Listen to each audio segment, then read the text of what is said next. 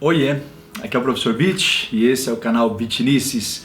Começando um projetinho novo bem gostoso para vocês, tá? A gente vai trabalhar a questão da história da literatura, preparação para Enem, grandes vestibulares e pelo prazer cultural de conhecer a cronologia da nossa literatura. A aula de hoje ela é dedicada ao primeiro verme que roer as frias carnes do meu cadáver, vamos dizer assim, tá? Então a gente vai trabalhar com um pouquinho de realismo brasileiro, Machado de Assis. Vamos pro vídeo.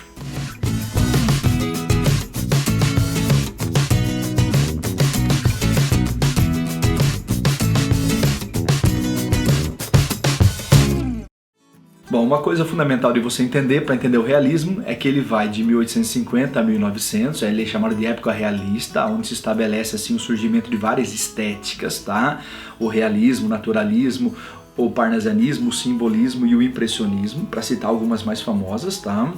Tá ligado profundamente àquilo que a gente chama de segunda revolução industrial, tá? A segunda revolução industrial ela é famosa pelo imenso progresso técnico e científico. Eu separei aqui para vocês algumas invenções da época, tá? A anestesia do William Morton, a lâmpada incandescente do Goebel, o fonógrafo Thomas Alva Edison, a pilha elétrica do Alessandro Giuseppe Volta, o automóvel do Carl Benz, o cinematógrafo dos irmãos Lumière.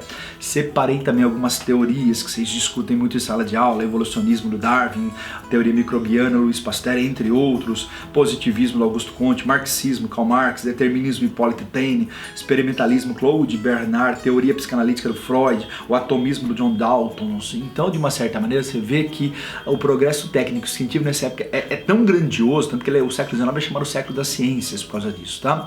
E isso vai dar ao homem uma nova concepção de vida, tá? Nós temos cidades superpovoadas, Paris, Londres, Beijing, essas grandes metrópoles, tá? Essas grandes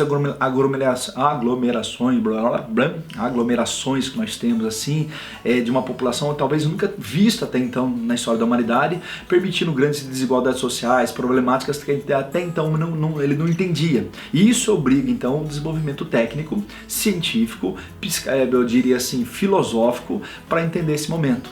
E a literatura, a pintura, a escultura, a arquitetura, tudo vai acompanhar essas mudanças radicais que estão acontecendo. Então já não há mais espaço para o nosso querido romantismo e surge uma nova tendência, o realismo. Tanto que a gente costuma falar, o realista é uma pessoa muito crítica.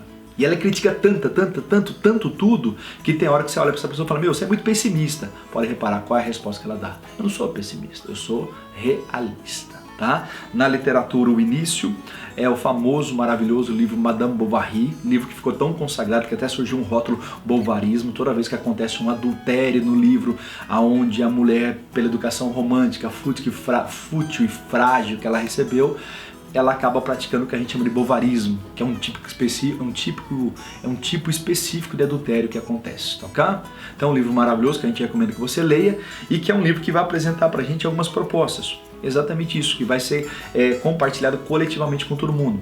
A negação do romantismo, do individualismo, do subjetivismo, do sentimentalismo, da idealização, da natureza expressiva, da fuga da realidade. Então tudo que a gente aprendeu com o romantismo, de uma certa maneira, vai ser combatido. Você vai propor uma visão racional da vida, objetiva, imparcial, impessoal, fria, uma visão pragmática da existência. O homem vai aprender a lutar pela sobrevivência e não pela ideia de viver ali apaixonado, sofrendo de amor, achando que isso é a única coisa que importa, tá? O prato de comida nesse momento vai pesar mais do que o coração partido, você pode ter certeza, tá? Então essa visão nova que propõe uma destituição das características românticas e apresenta uma visão, eu diria que a gente vai chamar de realista, ela tá ligada a uma posição crítica social que os artistas têm com a realidade. Todo mundo, em todas as áreas, quer apresentar para você a problemática social. Então é como se de repente eu incorporasse o espírito científico da época e quisesse, como um bom cientista ou um bom médico, ver a doença, mas achar a causa da doença. É como aquela coisa, se eu tenho uma dor de cabeça, eu tomo um comprimido para passar a dor, eu curo o sintoma e não a origem. E eu quero descobrir a teoria da origem, da evolução das espécies. Eu quero descobrir a origem do problema. Então se o adultério é uma doença, dentro dessa perspectiva nova, qual é a causa do adultério? Então a educação romântica que a pessoa sofreu até chegar ao casamento, mostrando para ela que aquela doença, aquele vírus, aquela bactéria, aquele fungo, aquele bacilo, causou essa doença que você está vivendo hoje. Então, de uma certa maneira, entender a causa é entender a consequência, e entender a doença é buscar a cura dela. Então, toda a literatura desse momento trabalha de maneira científica a proposta de como nós podemos curar, tratar, ajudar a reformular uma sociedade moldada por uma visão doente, que é o romantismo. Então isso é uma marca do realismo, a crítica social, tá? Então tudo isso está embutido numa maneira de buscar no mínimo detalhe, né? Eles falam que eles têm uma visão microscópica, uma visão binocular, né? Por isso que você vai ler um livro realista, às vezes você entra num ambiente, você tem lá assim 30 páginas de escrever no ambiente para ter uma açãozinha muito curta. Por quê? Porque o importante é você perceber que aquele ambiente, ele determina o condicionamento daquela personagem. Entender cada detalhe, de repente achar justamente aquele bacilo que está causando a doença, achar aquele fungo que está causando aquela doença. Então, de uma certa maneira, por isso que a narrativa realista ela é lenta, ela é descritiva, ela é detalhista, como diriam os próprios teóricos da época, ela tem uma visão binocular. Entendeu que bonitinho? E aí eu vou apresentar para vocês aqui algumas imagens que traduzem assim na pintura realista um olhar sobre essa época. Como por exemplo aqui esse quadro maravilhoso do Jean-François Millet, As Catadoras, tá? Em que você pode reparar, são mulheres simples que trabalham na zona rural. Pode observar pelo quadro, você pode observar que elas estão tentando encontrar pequenos restos daquilo que ela pode levar para casa, para virar o alimento de casa. Não há idealização nelas, são trabalhadoras. Você repara que nenhuma olha para a tela, nenhuma pede dó, piedade, nenhuma tem dramaticidade, é a vida como ela é. E após o trabalho, todas estão pegando restos para levar para casa. Ou isso aqui, que é um quadro também formador de muita opinião na época, que é o quadro, como se fosse o almoço sobre a relva, vamos dizer assim, do maravilhoso Edouard Manet, que vai trazer pra gente, entre outras, muita perspectiva que vai dar origem ao tal do impressionismo depois. Aqui nós temos um precursor. Mas repara, eu tenho dois jovens burgueses sentados aqui, que estão sentados com uma moça nua, uma lá atrás, assim, você pode reparar, assim, ela tá lavando as partes, né? Isso levou o público a ficar horrorizado. Por que ela estaria lavando debaixo das pernas, assim? Será que ela usou? E essa nua, o que ela tá fazendo aqui descaradamente olhando para todo mundo? Isso foi um quadro super polêmico, porque as pessoas que estão aqui são identificáveis. A nudez sempre foi aceita na arte, mas esse fosse um nu artístico, e não uma pessoa que você de repente pega na rua, coloca ela como modelo, como se fosse uma pornografia. Então houve, no caso do Edouard Manet, uma proposta radical de levar o cotidiano, levar a realidade para a tela. Então esse é um dos grandes pintores realistas que nós temos. Um outro que eu peguei aqui, que é muito conhecido, é o Gustave Courbet. Eu estou pegando aqui o quadro Os Quebradores de Pedra, de maneira simples, tá? Um pai, esse quadro é cheio de alegorias. O pai quebrando pedras, o filho atrás. Você repara que o pai e o filho trabalhando. Mais uma vez, ninguém olha pra você, ninguém tá com cara de dó, ninguém tá assim fazendo dramaticidade. É a vida como ela é. O pai pode oferecer pro filho trabalho. E se tem trabalho, que bom, porque aí nós podemos colocar a comida no prato. Simples assim a vida, tá? Um outro pintor que eu peguei aqui que eu gosto muito assim é o Daumier. Isso aqui é o vagão de terceira classe. Então repara essa questão de ter vagão de primeira, segunda. Eu estou lá na terceira, lá no pobre, lá no trabalhador, lá naquele miserável. Esse tipo de personagem que vai encantar o século XX, Vidas Secas do Graciliano Ramos, né? Para citar um exemplo daqueles assim de retratar os miseráveis assim, né? E olha que talvez no Vidas Secas eles nem tenham condição de pegar um trem, na verdade. Mas aqui, repara, é o retrato de uma classe social desfavorecida. Então, primeiro mundo, terceiro mundo, primeira classe, terceira classe, essas desigualdades fazem parte de uma espécie de denúncia que o mundo moderno está trazendo, tá? Aí eu peguei um pensador, né? Eu peguei assim um escultor maravilhoso, que é o Rodin, que inicialmente faz parte disso. A própria ideia do pensamento, da racionalização, liga você a uma quebra da idealização romântica. Não está olhando para nada, não está assim viajando em nenhuma fantasia, está ali refletindo talvez sobre a vida, sobre o estado da existência. Então a ideia da racionalidade, penso, logo existo, aplicada aqui, fica maravilhoso. Então um escultor realista maravilhoso, Augusto Rodin. Aí eu peguei a arquitetura também.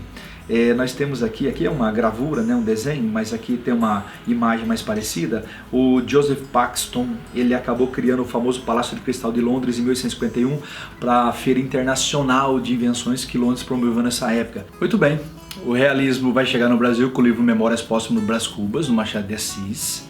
Ele está ligado a uma crise do segundo reinado, tá? Todos os problemas que a gente aprende na história, que já vinham acontecendo da década de 60 para frente, que foram piorados com a Guerra do Paraguai, levando a um declínio da monarquia até a instalação da república, vamos dizer assim, acaba sendo o pano de fundo que permeia o realismo brasileiro e principalmente a obra do Machado de Assis, tá?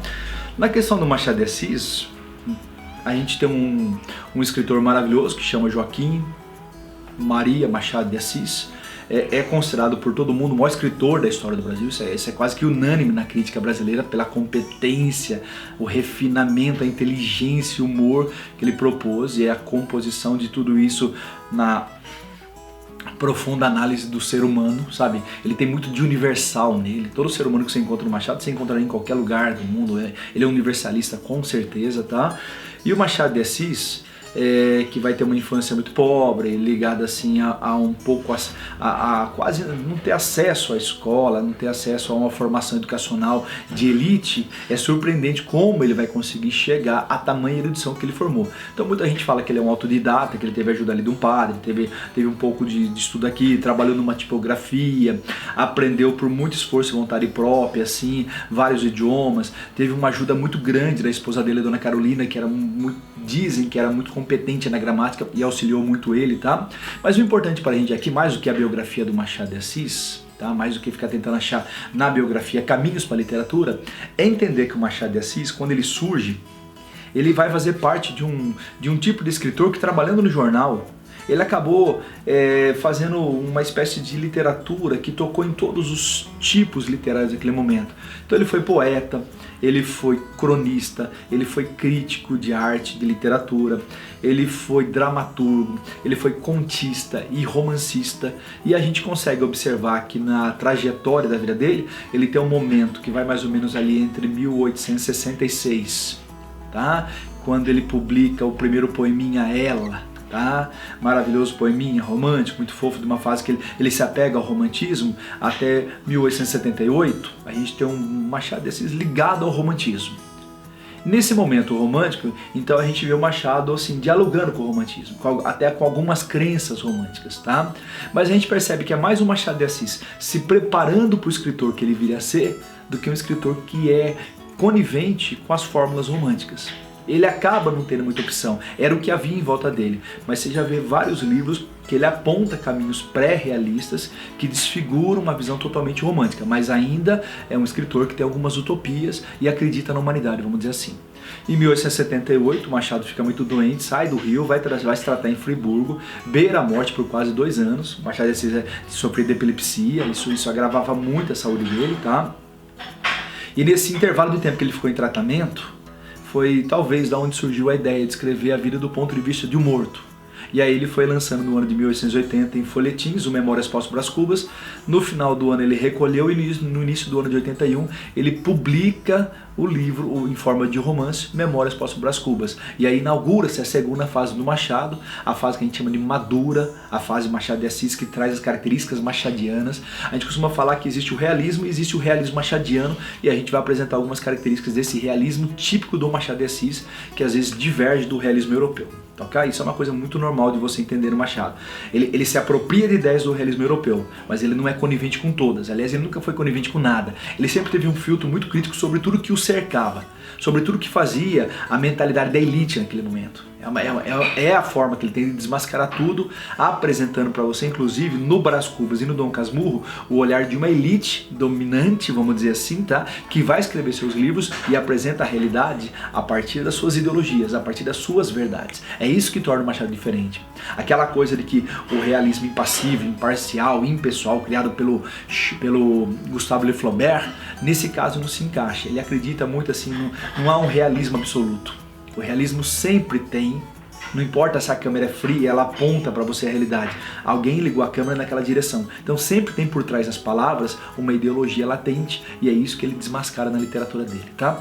Então, levando em consideração que ele tem 2 fases, se a gente pegar a fase romântica, é a fase do amadurecimento, que eu brinco de chamar a fase de Joaquim Maria, marcada pelos romances Ressurreição, Yaya Garcia, Helena, A Mão e a Luva, pelo livro de contos Histórias da Meia-Noite, tá? Tem outros livros de contos que se inserem aqui, vamos dizer assim, tá?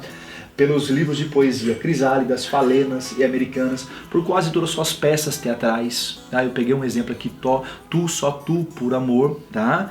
E que eu peguei um poeminha para você conhecer aqui um momento do Machado assim romântico, tá? Olha que fofo. Aqui é uma imagem, é um retrato dele tirado pelo Marc Ferré, que é um fotógrafo que registrou o Machado de Assis, que é muito legal.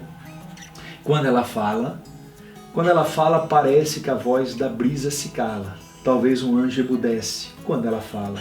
Meu coração dolorido as suas mágoas exala e volta ao gozo perdido quando ela fala. Pudesse eu eternamente ao lado dela escutá-la, ouvir sua alma inocente quando ela fala. Minha alma, já semi-morta, conseguira ao céu alcançá-la, porque o céu abre uma porta quando ela fala. Olha que demais. Quem lê isso aí, quando você imagina que isso pode ser do Machado de Assis. Então você vê claramente que ele tem uma fase que se liga ao romantismo.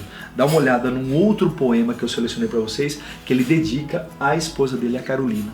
Olha que interessante, tá? Ela morre em 1904 e ele faz um soneto de despedida. Então já há uma elegância formal, é um soneto decassílabo com rimas ricas, tá? Nós temos aqui uma forma clássica de alguém que já era partidário ali daquele movimento parnasiano que tomava conta no final do século XIX e início do século XX no Brasil e que apresenta uma visão realista pra gente do amor. Querida, ao pé do leito derradeiro, em que descansas dessa longa vida, aqui venho e virei, pobre querida, trazer-te o coração do companheiro. Pulsa-lhe aquele afeto verdadeiro, que a despeito de toda a humana lida, fez a nossa experiência apetecida e num recanto pôs o mundo inteiro. Trago-te flores, restos arrancados da terra, que nos viu passar unidos e ora mortos nos deixa e separados.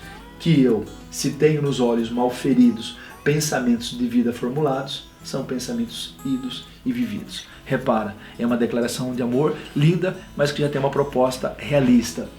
Querida, ao pé do leito derradeiro, querendo ou não, a morte é o final de todas as coisas. Tá entendendo? Isso está no início do Brás Cubas. Quando você fala assim, dedico esse livro ao primeiro verme que roeu as frias carnes do meu cadáver, claramente o livro apresenta que é coisa mais realista do que a consciência da morte.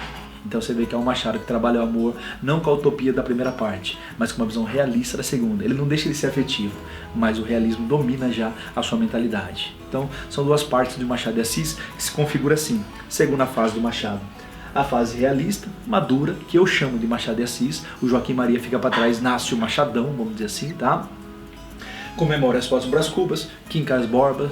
O Memórias é o famoso livro do defunto autor, é o livro divisor de águas, é o livro que apresenta para a gente assim, aquele famoso adultério, o Brás Cubas, a Virgília e o Lobo Neves, né, com vários personagens, a Marcela, a Mumi durante 15 meses e 11 contos de réis, a Dona Eugênia, por que bonita se coxa, por que coxa se bonita, a Dona Eulália, que morre de febre amarela, o filósofo Quincas Borba, que vai lançar a teoria do humanitismo, que é uma imensa paródia desse pensamento científico do século XIX, principalmente do evolucionismo, do Cotrinho, seu cunhado, a revista Crápula, o Prudêncio, o escravo que é alforriado, arruma um escravo para chicotear. Então o Machado faz uma imensa análise da sociedade brasileira a partir do olhar da elite. O próprio nome Brás é uma referência a uma origem do Brasil, tá? E aonde esse homem, rico, sem nunca ter trabalhado, com a herança do pai, agora morto, percebendo que amorosamente não realizou nada, profissionalmente não chegou a grande coisa, ele tenta escrever um livro para retratar suas memórias do ponto de vista transtemporal, porque ele está morto. Esse livro é inspirado na famosa sátira Menipeia, ou seja, inspirado num personagem chamado Menipo, do livro Diálogo dos Mortos, do Luciano de Samosata, porque do ponto de vista morto ele pode revelar tudo o que houve de intenção por trás dos discursos agradáveis, diplomáticos que ele fez enquanto ele viveu. E é claro que o auto-desmascarar faz com que ele tenha coragem de desmascarar não só a si, mas a todo mundo. E essa posição do morto dá para ele uma liberdade, porque ele não se importa mais com o espetáculo, ele não se importa mais com o julgamento dos outros de uma certa maneira. E essa liberdade mostra que por trás de toda aparência há uma essência que diverge, ela é muito diferente daquilo que você propôs. Muito discurso agradável esconde intenções egoístas e perversas, e tudo isso está denunciado nesse livro que é maravilhoso, tá? Na sequência ele pega o personagem Quincas Borba, que é o filósofo, e ele faz um livro desenvolvendo a teoria do humanitismo. onde ele cria um outro triângulo amoroso. O Rubião vai conhecer um casal, a Sofia e o Cristiano Palha.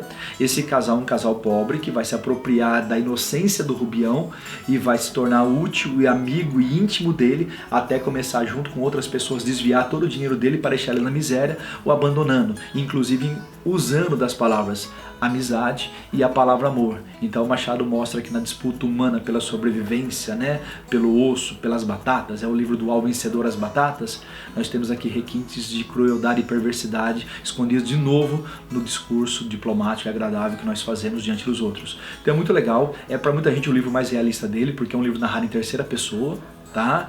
E que vai contar a trajetória desse coitado que ganhou uma herança, ficou rico, foi sugado por todo mundo que ele achava amigo, que ele achava que era afetivamente ligado a ele, quando no fundo ele era apenas um objeto de uma inocência explorada, vamos dizer assim. E ao final, nosso ódio ou compaixão, bem feito, ou coitado, e aos vencedores, as batatas, tá? Na sequência vem o maravilhoso Dom Casmurro, centrado no triângulo amoroso, né, do Bentinho, da Capitu e do Escobar, com a possibilidade do Ezequiel, que é o filho de ser ou não ser filho do Escobar, o adultério possível, o adultério imaginado, tá? Aquele adultério que na visão do narrador, mais uma vez o Machado joga você para a visão em primeira pessoa, joga para você para a visão da elite que conta a história do jeito que lhe interessa. A Capitu, que é o povo lembra, não relata. Aí eu vou pedir para você, tá? Corre aqui no canal, tem uma análise muito legal do Dom Casmurro para você entender esse livro em profundidade, assim. Então vai lá, assiste, depois você deixa seu comentário, vem aqui para você entender a continuação dessa aula, tudo bem?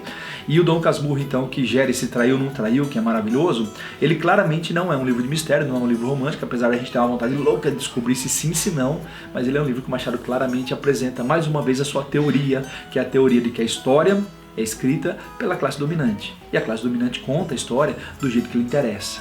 O problema aqui não é Capitu, é o capítulo, é quem escreve. A verdade não é o que acontece, é como você conta que acontece. Maravilhoso Dom Casmurro.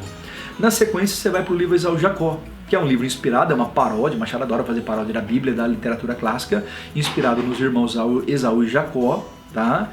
E que de uma certa maneira ele recria esse componente, só que no momento de transição da monarquia para a República Brasileira, onde cada irmão, o Pedro e o Paulo, o Pedro monarquista, o Paulo republicano, representam esse olhar de uma transição política e, de novo, todas as perversidades que estão por trás dos grandes discursos da queda de um tipo de pensamento e do surgimento de um novo tipo de pensamento, onde ele deixa bem claro que, na verdade, o homem poderia ser encaixado perfeitamente nesse momento no Brasil, tá? Onde o homem se importa é com poder, na verdade, pelo poder ele faz qualquer coisa, pelo lucro, pela ganância, pela questão do status. Tá? Tem um livro maravilhoso da transição, narrado por um dos personagens mais geniais do Machado de Assis, o Conselheiro Aires, que você nem percebe durante a leitura que ele é o narrador, mas que habilmente ele conduz você por uma narrativa muito inteligente, para variar, muito machadiana, sobre esse momento da transição e da formação da República Brasileira.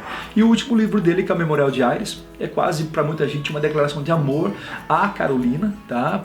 Porque o livro conta a história de um casal de velhinhos que, a partir da morte da Senhora do Carmo, o marido dela vai entrar em depressão até a hora da morte, e isso acontece muito com Machado. Então Machado lança esse livro em 1908, e muita gente vê no livro quase uma autobiografia do que ele viveu com a Carolina, um livro mais lírico, vamos dizer assim, tá? E entre esses livros vão se encaixando o livro Papéis Avulsos, que é um livro de 12 histórias, que tem entre as histórias curtas do Machado, tem o Maravilhoso Alienista, várias histórias que tem, entre outras aqui, A Causa Secreta, o Contra a Escola. O Machado, ele é tão talentoso quanto nos romances, nas histórias curtas, tá? Então, toda vez que você faz uma antologia dos melhores contos do Brasil, Machado de Assis disparadamente está lá entre, sabe, os 10 melhores contistas, e se você pegar os 10 melhores contos, geralmente 5 contos do Machado acabam preenchendo tudo dessa lista, que é muito legal. Recomendadíssimo que você leia o livro Ocidentais, da onde eu tirei o poema Carolina, que é já um livro mais realista de poesia dele, e uma peça de teatro, Quase Ministro, que mostra aí de novo o interesse das pessoas num cara que foi indicado para ministro e que todo mundo foi visitá-lo para falar, ó, que saudade, quando todo mundo sabia da indicação e foi lá para tentar conseguir favores, né? Essa é a percepção do Machado da ação humana movida por intenções egoístas, vamos dizer assim, tá? Então é uma listinha muito legal, que tudo aqui é maravilhoso para você ler, tá?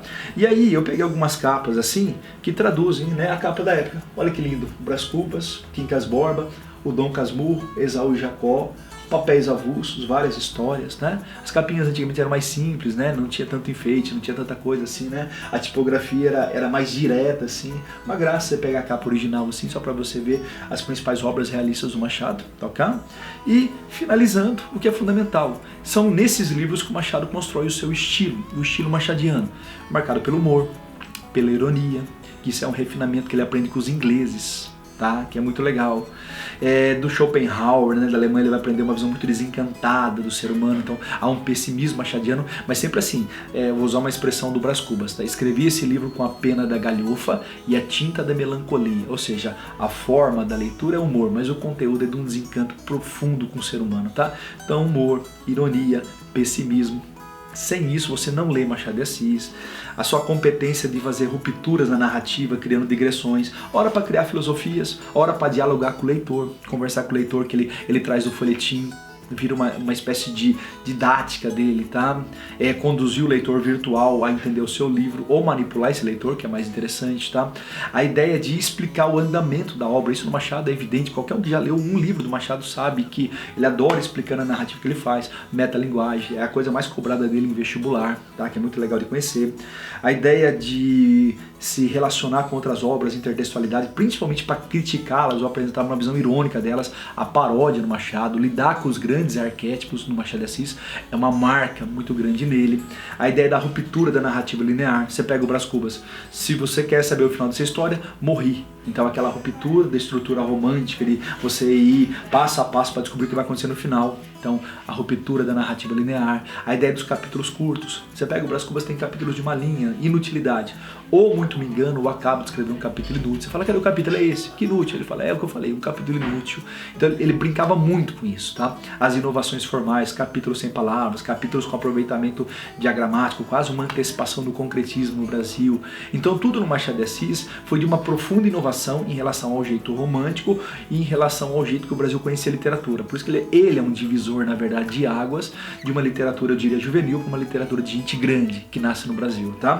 E marcado por essa coisa do psicologismo, de analisar o ser humano, desmascarar o ser humano, a essência versus a aparência, o gesto e a intenção, o ser versus o parecer, o complexo da perfeição que nós temos, nosso egoísmo, nossas taras, nossa mediocridade, nossa hipocrisia, tudo isso no Machado é analisado, é feito com uma competência ímpar na literatura brasileira. Então, meus queridos, o que a gente pode fazer como síntese? O realismo está ligado à segunda revolução industrial, surge no momento de um progresso técnico e científico muito grande na sociedade, chega ao Brasil através do Memórias Póstumas Brás Cubas do Machado de Assis, se liga esse conquista do Império caminhando para a República e é marcado por obras como Memórias Póstumas, Quincas Borba, Dom Casmurro, Papéis Avulsos e várias histórias. Então, espero que você tenha gostado. Se gostou, dá um like aqui, faz sua inscrição no canal, aponta para os amigos e vamos estudar para o Enem, vamos estudar para os grandes vestibulares. Aquele abraço.